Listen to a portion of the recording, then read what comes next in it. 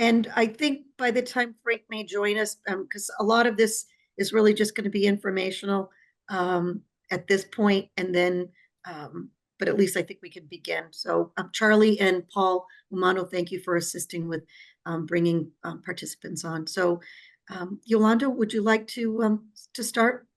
Yeah, I'll call this meeting of the Diversity, Equity, and Inclusion Committee meeting to order. And I'm going to read the accessibility statement. This meeting is accessible to people with disabilities. Microphones or telephones will be used by all speakers. Large print materials are available upon advance request. If you would like either of these accommodations, please contact Mary Waldron at 508-583-1833. The notification, should I read this next notification here Yes. too? Yes, please. The notification of non-discrimination rights and protection to beneficiaries with regards to the federal Title VI non-discrimination protection, and in the state non-discrimination protection is posted in the meeting room and is available on Old Colony Planning Council's website. Please contact Mary Waldron at 508-583-1833 for any for more information. Thank you. Thank you, Mr. Chair. Thank you. So I'll do a roll call of members. Yes. The committee. Yes. Yolanda Spinola. Here. Stephen Santusonio. Present. And I know that Frank Staffier is supposed to be attending, but what I'd also like to do, if each of the staff members who are present, please identify your name and your role at OCPC. So we'll start with you, Charlie. Hi, good afternoon, everybody. I'm Charlie Kilmer with the Old Colony Planning Council. I'm Deputy Director and Transportation Program Manager. Charlie, why don't you send it off and then so on and so on. So I'll turn it over to Ray. I see Frank's joining as well. Perfect. Sure. I'm Ray Garino. I'm a Principal Transportation Planner with Old Colony Planning Council. I can go to Guo Zhang. Perfect. Hello, good evening. This is Guo Chang Li. I'm with Old Colony Planning Council, also a Principal Transportation Planner. Next, I will give it to Paul. Thanks, Guo Chang. Paul Umano, Senior Grants Development Specialist for Old Colony Planning Council. Next, let's see. I think Jason DeRozier's on. Good afternoon, Jason DeRozier, Senior Planner for Housing and Public Engagement with OCPC, and off camera because I am driving. So I will pass. You get a message that says you're joining the committee meeting as a panelist? Yep. Okay. Yeah, I see myself. and Frank, Mary and the whole group. Frank, you are on live. You can introduce yourself if you could. All right. Sounds like you're on? Yeah. Yes. Okay. What did you say, Mary? I'm sorry. No, that's okay. We've recognized you as being present as a member of the subcommittee, so thank you. Okay, I'm a member of the committee, whatever. I'm sorry. Nope, that's okay. And did we forget anybody else? Guo-Chang? Who else? I think we have, did we get everybody? We have someone on the telephone line. Yeah. Or is that Jason? Or is that Jason separate? Does it ends in 082? Whoever's the 781 number. Go ahead. Yep, it's Matt Dyer. I'm a senior transportation planner here at OCPC. Beautiful. Thank you, Matt. And then Sean Noel. Oh, and Sean Noel. Okay, so thank you, Mr. Chair, for allowing us at least to have the introduction of the OCPC staff who are part of this committee. So one of the other things that, we were talking about some of the purposes of this committee, and if I could, and then I will certainly turn this over to you, Yolanda, but, even in the general statement, right, the accessibility statement in the Title VI that is read at all of our public meetings, that in itself indicates, we are attentive to the needs and we honor the public aspect of this. As we dig deeper into the purpose of this meeting, we want to make sure that it is accessible. That piece is really important. So it's hearing, it's sight, it is all the above, that whatever way that we're able to make this accessible.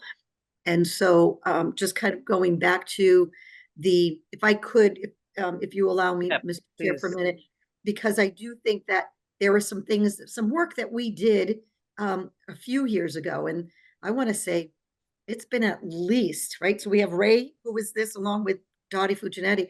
I want to say this is at least 2 years ago, maybe perhaps even 3.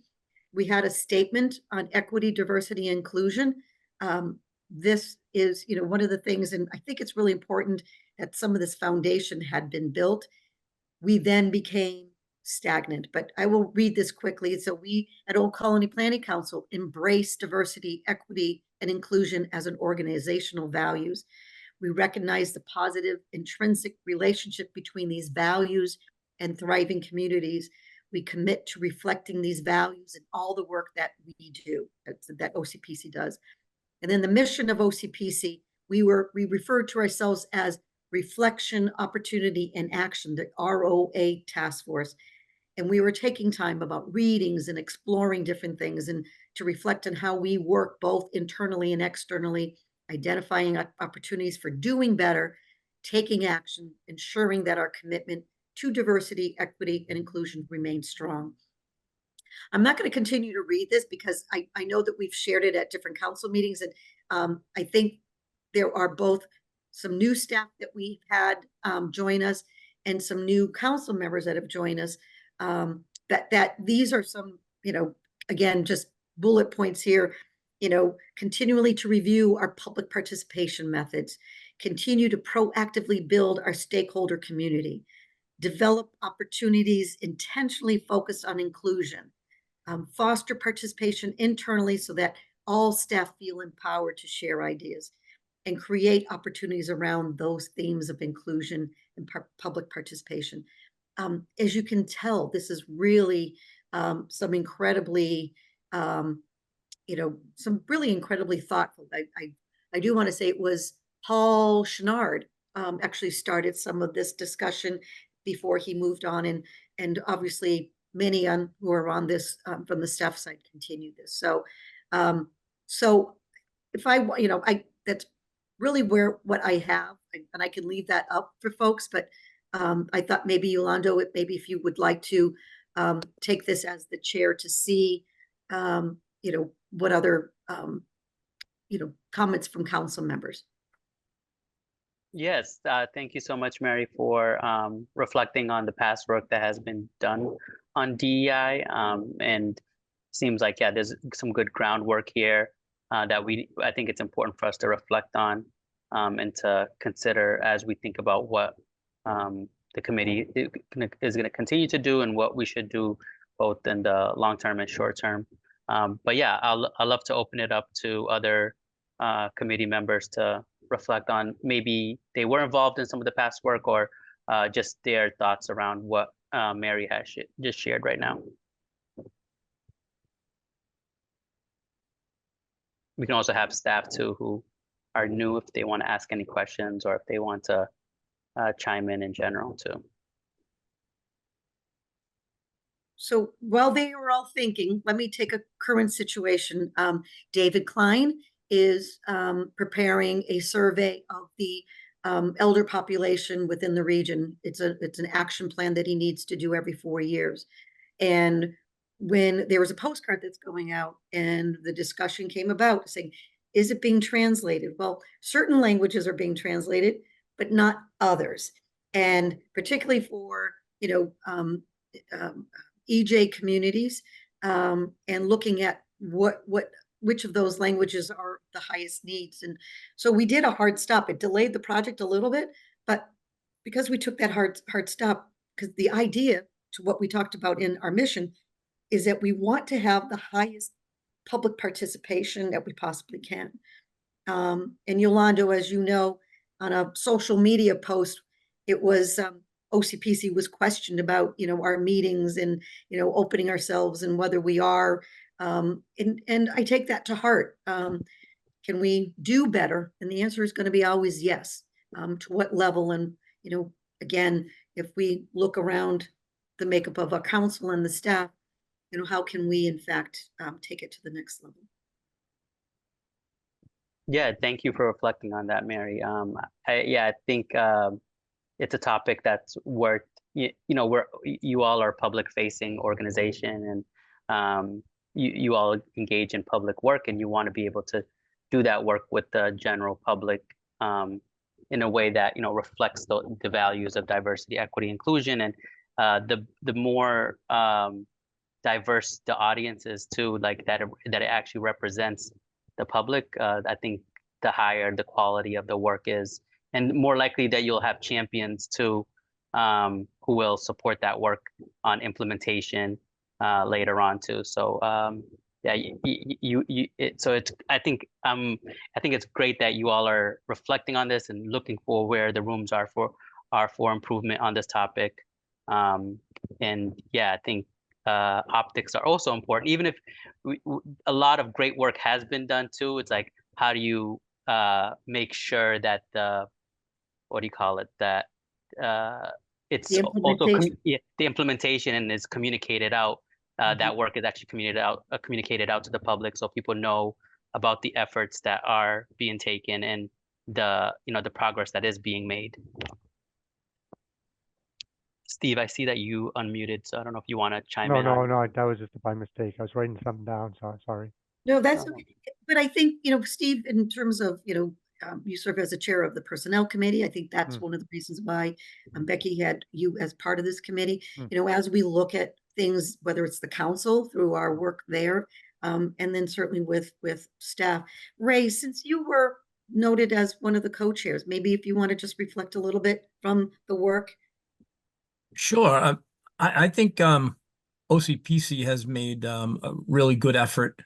I know that under before Mary came, Pat and Charlie were looking to hire from the minority. We had Rodrigo.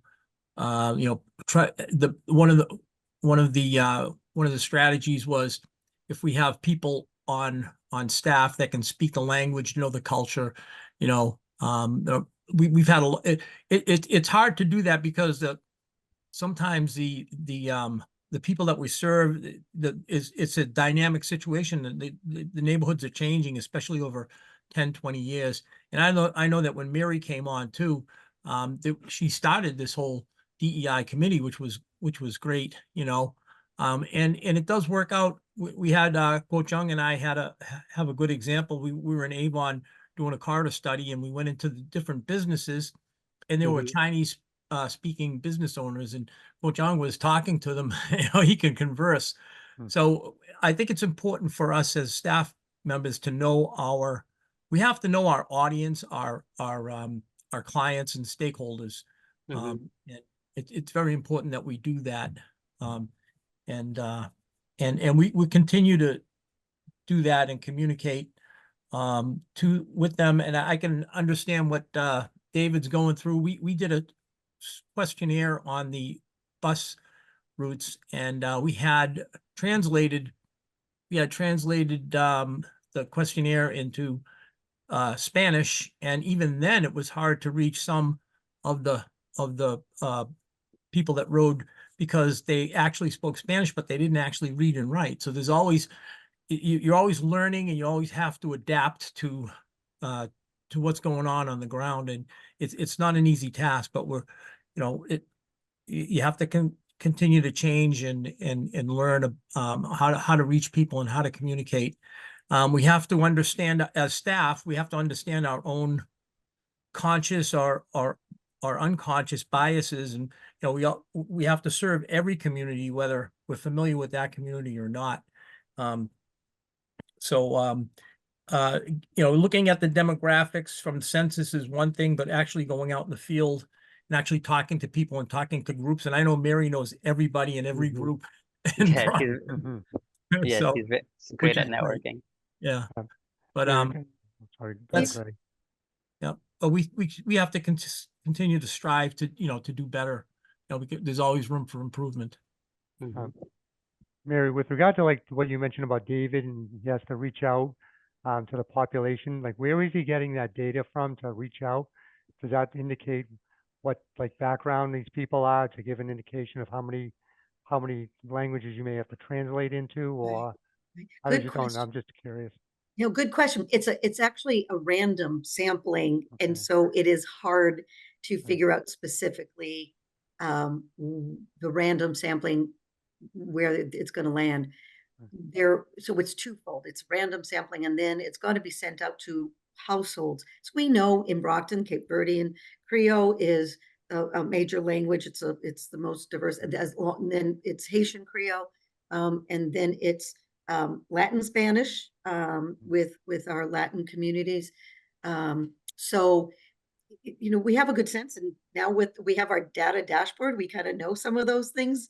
And again, back to the data, there was some recently released data that says in Massachusetts and throughout the country, we are becoming a much more mixed, diverse population. And with that is a beautiful growth, but we want to make sure that we are obtaining that. So getting to your question, Steve, I think that becomes for instance, the transportation department is in Avon. While it's a very small community, we know that there is a increased population of diversity of those Cape Verdean and Haitian population. So, as the communities and working with our communities as well.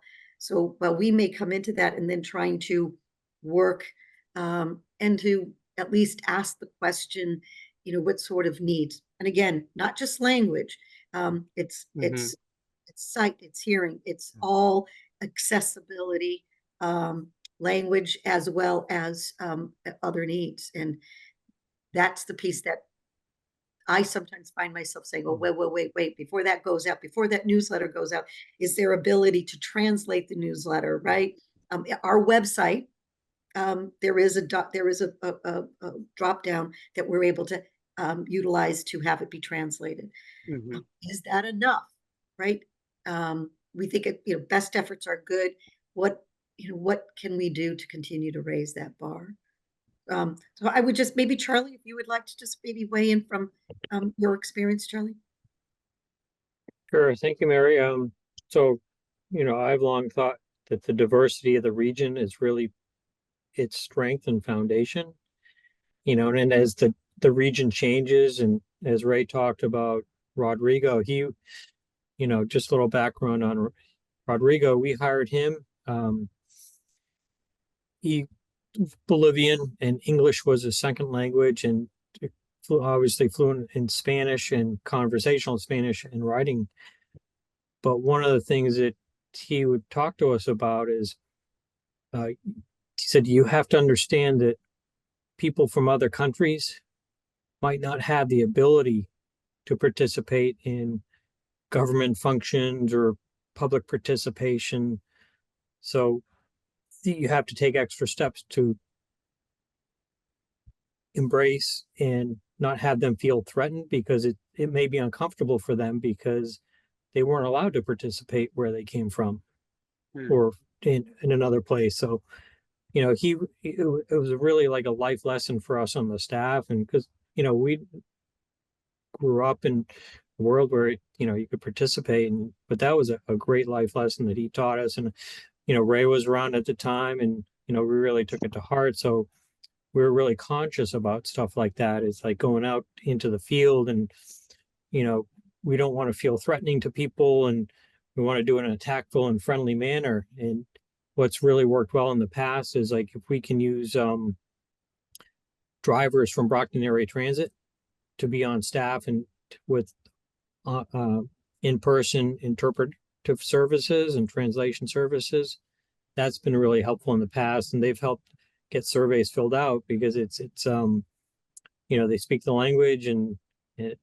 it's been a great experience working with that. But the Rodrigo example was great. So, he was a professional soccer player before he came to work for OCPC. Oh, wow. Also had a love of planning. So it was like kind of the best of both worlds, I guess. And, he wound up becoming a scout for the New England Revolution on the side. So, but it was a great experience. And, as Mary touched on too, something we're very mindful of too is the accessibility and interpretive services, but also like the website itself.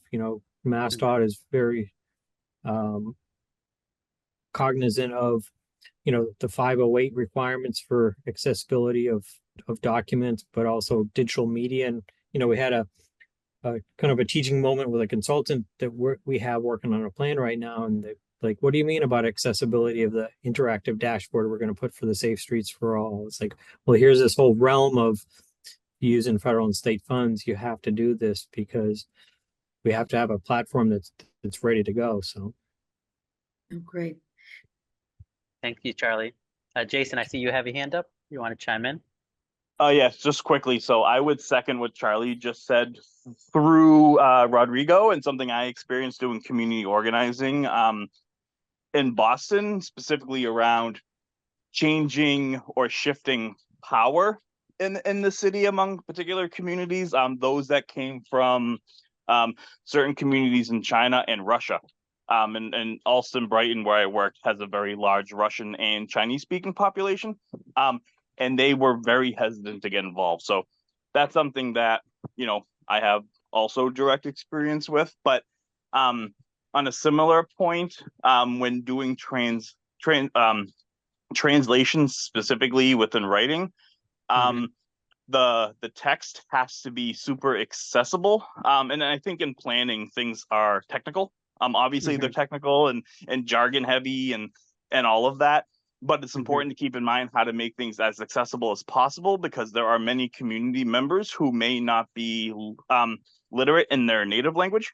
If it's not English, and just because something's translated into another language doesn't mean that it's any more accessible than if it was in English to begin with. Thank you, Jason. Appreciate that. And I think that touches on a topic where, like, us making these accommodations, they are not just for a small community, but they end up impacting all of us, and we all benefit from it. So, like, it's great that we are thinking of how to be more inclusive.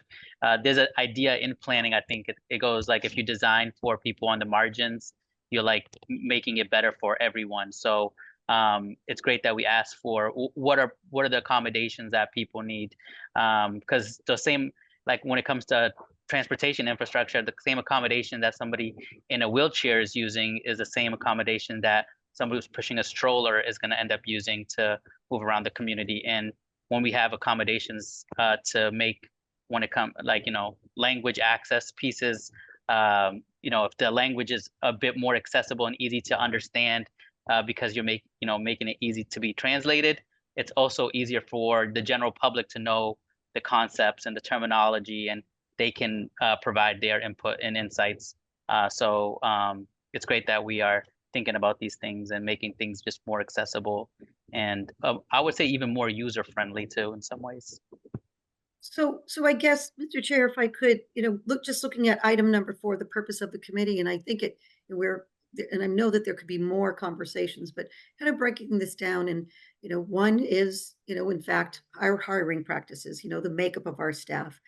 Do we represent the communities, and what are our efforts, and where do we go? We advertise in the Banner, and we advertise in El Mundo, and we advertised in places that typically have folks reading, and we work with planners of color for when we're posting.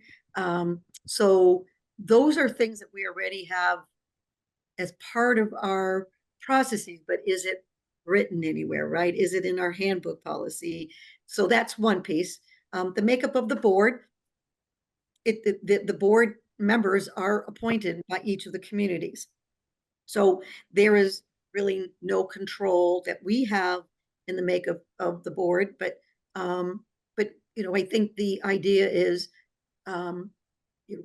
where possible, the idea, I think, of the role that you have as at large was in fact always been the council member from Halifax, but it's to represent the members of the community.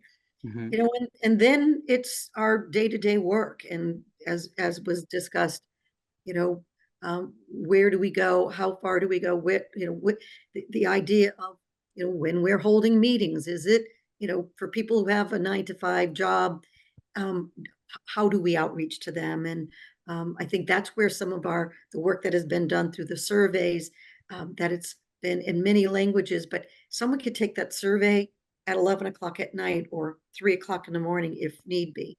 But I know that there's other tools of being more inclusive and engaged. And that usually, we did look at some software. Those were, I think, Charlie, if I'm correct, those were like around $20,000-$30,000 for a full engaged software. At one point, that's what we looked at. So again, purpose of the committee is both staff and the council members. We could do a couple things like what we do for our handbook. We could create a parking lot for items that we need to be discussed. Again, you know, I would just open that up to you as the chair and others, and how often. And, you know, again, this is the first meeting that we've had of this new committee, and want to make sure it's ensured to continue to be a priority, and then, but figuring out some next steps. We're just not meeting for the sake of meeting. For the OCPC specifically, I don't know, do we have a percentage that we're looking to get to? I don't even know if we got that far, that you say we want to be as of some point be 25%, whatever, you know, like represented by whatever, you know, or some. I know it's hard to get to because sometimes you can't, because you have to hire the best person for a job sometimes, and not necessarily to reach a certain quota or something like that. So I don't know. It's a good question, Steve. And I think no, we do not have percentages, but the market is getting harder and harder for hiring planners, economic development, or anybody in public service. We just had the conversation, and you know, when you have a posting out there for 9 to 10 months, and you don't want to settle, right? But you want someone who can bring value to the organization, and someone who has a capacity to achieve. So I think the idea is looking at where we're advertising. I know, Charlie, we can talk forever about all the places that we reached out to, you know, women in transportation, planners of color, nationally, locally, NAACP, Haitian Community for Partners. I could go on. So no, the answer is no, that there has not come to percentage. And I think that's a conversation for this committee if we want to go to that path.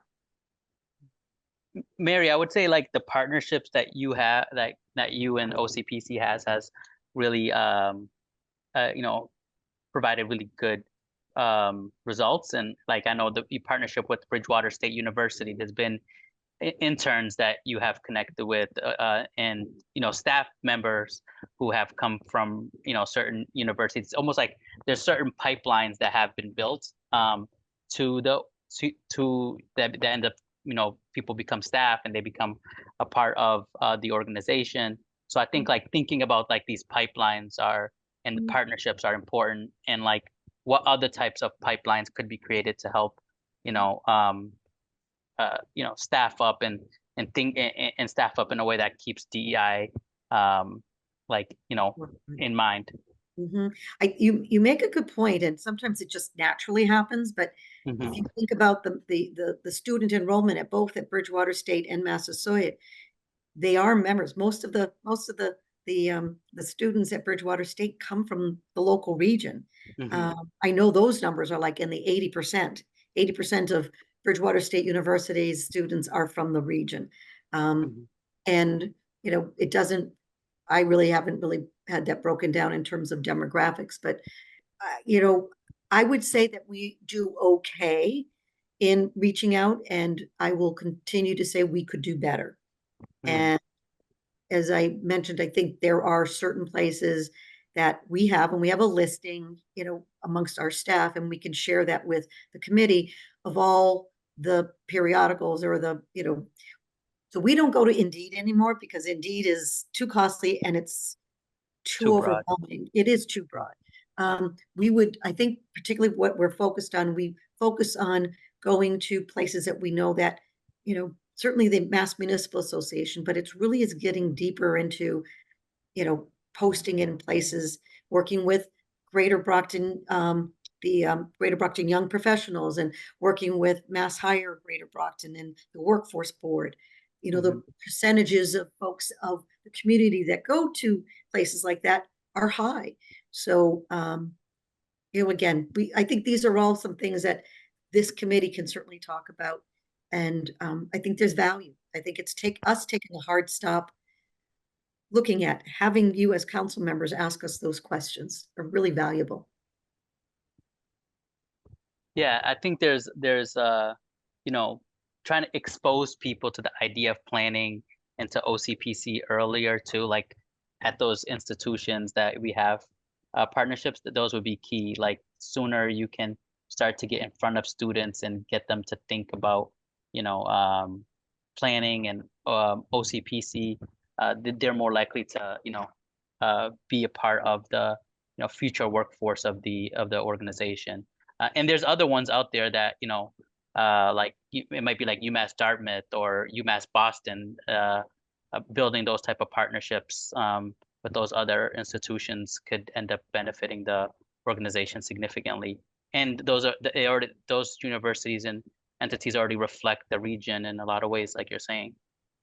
So Jason, thank you for putting in the chat, and because he is professor at Bridgewater State. So 48% are first generation and 27% students of color, and majority commuter students. So thank you for that information. I'm going to stop screen just because it'll be easier for us to have a conversation. Really, the only thing that, you know, we talked a little bit about the purpose, you know, for us to review strategies this early may be too soon, but I think that if we can have, you know, let me stop screen because I think for us, it might be just as easy for the council and for us as staff, not only for those that are on today, but for those internally, that we would like to make sure that we have this dialogue, and then come back from internally, we can come up with some suggestions to the council members and to the committee. And then, you know, maybe even just really look at, from Stephen's perspective, on the personnel handbook and the personnel policies, right? I think that is where the meat is. And if our policies, no matter who the executive director is, we should still be instilled into proceeding not only by our federal regulations, but also by what makes common sense for us to be a much more engaged organization. I'd like to just make a point, Jason, you probably shouldn't be Googling or looking things up while you're driving. I think he was, what didn't he say he was driving? No, I've been home for just a couple of minutes, so I waited until I was home. All right. Have him. All right, that's. But good catch. Sorry, Mary. No, that's okay. You're a very caring council member, so appreciate that. So again, you know, I know there's some other staff members who are on, and, you know, Go Chung, maybe from your perspective, right? You've been with us for 3.5 years now? Yes, Mary, it's over 3 years. So put your microphone down for 1 second. Thank you. Yes, Mary. Yeah, 3 years. So I'm just thrilled and very fortunate and very appreciative to be here. You know, when I was a little kid, my dad told me, don't talk about the politics. Don't talk about any topics that you saw on the news. But what I'm experiencing is huge impact to my life, to my career, and the freedom of speech, the involvement in the public affair issues like transportation planning. I thanks Ray mentioning about the survey, you know, conversation with the not only the business owner but also the residents, the travelers for the corridor. So it's just speaking with the real people, different color, different nationality. It's a joy. I have to say it's a joy. When you talk to them, they will give you very honest opinion, and that impact, it's ongoing. I remember one of the business owner mentioned, hey, I'm going to tell my kids who's still in high school, hey, doing urban planning is such a great thing. So I think that's an impact for long term.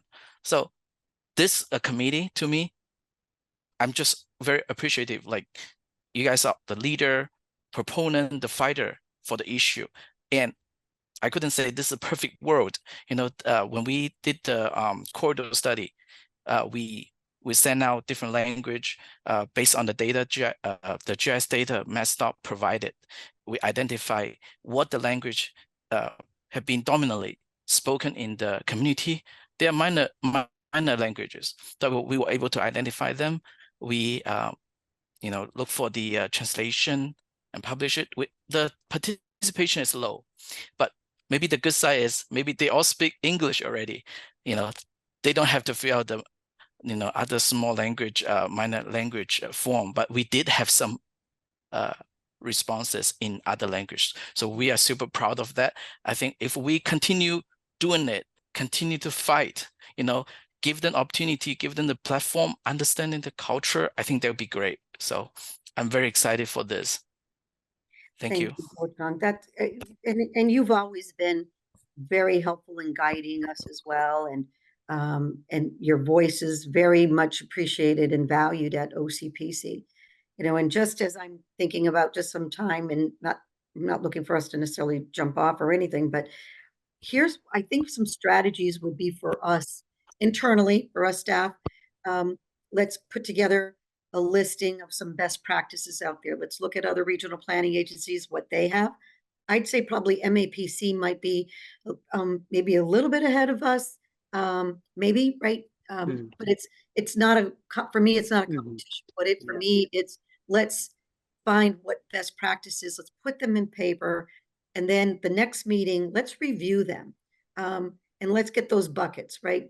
I think for and I know the bylaws committee had talked a little bit about this, is that, we could in fact have 3 at-large members if we want to increase the diversity on the board. That's a bylaw change, that's a council action. So that would be some discussions internally as a council. We internally, we can take a look at our hiring practices and our hiring, procedures. We can put that in writing and have a review of that.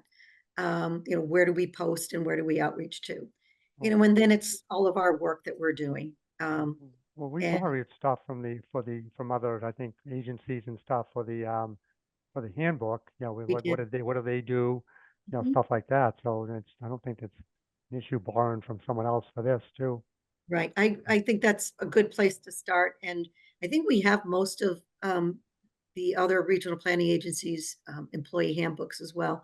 But then it's even really just focusing solely on DEI and our processes. So I think this is a start, and appreciate the council members for working with us. We see this as a partnership.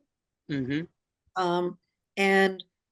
maybe if I could ask, and we can do this offline and with the other staff members, is just identify a staff person to help with me, and maybe we can have 2 co-chairs on the staff side to help bring us together and then to meet again with this subcommittee.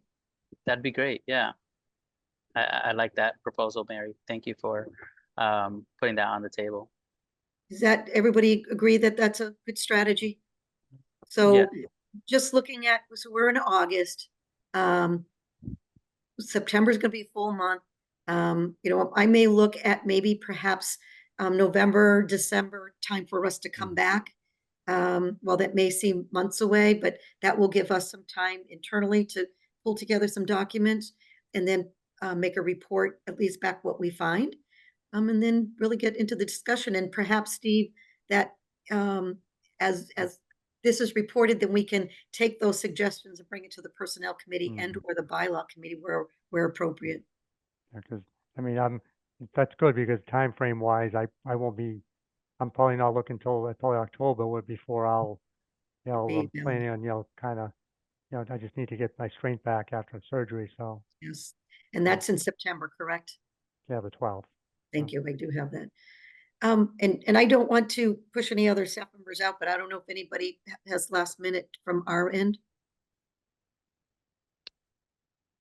And as I'm just looking at Paul Umano, so Oak Colony Planning Council, since we own a property, so I'm involved with the Downtown Brockton Association, and we applied for a grant. And the grant, we did not receive the grant because the makeup of our board was not diverse, right? And that's not Old Colony Planning Council board, but the Downtown Brockton Association board. So it's become a little bit more cognizant. And as Charlie said, there are federal laws and state laws, and MassDOT and others really want to make sure that our websites and our accessibility and engagement is fully, is that Charlie? Yeah, one of the things, so, you know, MassDOT in partnership with the MBTA, particularly the MassDOT Office of Diversity and Civil Rights, we do annual Title VI reporting to them on our activities. But one of the things that they're really looking for now is not just metrics on public engagement from a quantitative count, like how many meetings did he have or social media. They're really interested from a qualitative standpoint. How did a draft document change or a program change as a result of public participation that you conducted? They want to make sure the public participation was meaningful. It's, you know, it's one thing to take a survey, but if it doesn't help change a plan or make a plan better, or it's not reflective of the community's comment, that's what we're really trying to work on documenting now. And, you know, it's the transportation groups across the Commonwealth are working on this as well. So they want to know how these plans and programs have changed as a result of the public input. So, you know, I think that was a really neat, it's a, how do they say it was, outcomes. There was, geez, well, it was like, they want to know the outcome, and there was another word to it that they used, and it wasn't just the metrics, it was how did it actually change, and how could we as a group do things differently and be more responsive to change as well. So that's a good page, you know, that's a good strategy to head into our next steps, right? Not just, again, meeting just to meet, but let's see what a change in personnel policy or a change in bylaws, change in structure. So okay, yeah. So it was outcomes versus outputs.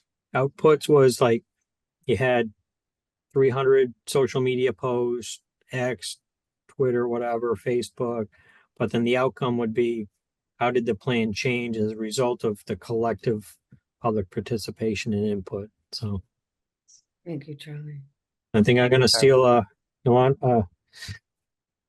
planning for the margins. That's a great statement. Yeah. And that's something that I wrote it down. I was like, I got to use that, you know, but that's Yeah, feel free. so insightful. You know? You know, I don't know, Frank or anybody else have any further comments? Well, Mr. Chair, I'll leave this with you. I think some of the action items, just if I can regroup that, is that we internally will get our staff together. We'll find some best practices. We'll identify our hiring practices. We will highlight anything, you know, as Stephen pointed, let's look at the existing handbook and see where there could be some room for making some changes there. We could also take a look at, you know, again, at the bylaws if needed. And then we will find a time that would be amenable to everybody sometime in November, December, with the hopes it's before the first of the year with the Personnel Committee and Bylaw Committee meeting. And just to the staff, because I know it's after 4 o'clock, but I think the fact that you are all on, in addition to our volunteer board members, but your care and your engagement with today is really appreciated by me. Thank you. Thank you. Yeah, I also appreciate everybody's participation, and I think that says a lot about the organization and the folks that make up both the council and the staff. But yeah, I guess with that, should we adjourn at this point, Mary? You would need a motion, Mr. Chair. Yeah, is there a motion to adjourn? I'll make the So, motion. Sorry, Frank. seconded. And just, Mr. Chair, I think a hand vote would be just fine. We could do a hand vote? All those in favor, correct. Great. Thank you. Thank you, Okay. everybody. Have a Thank good you. night. Bye-bye Yep. now. Good night. Bye. Yeah. Bye.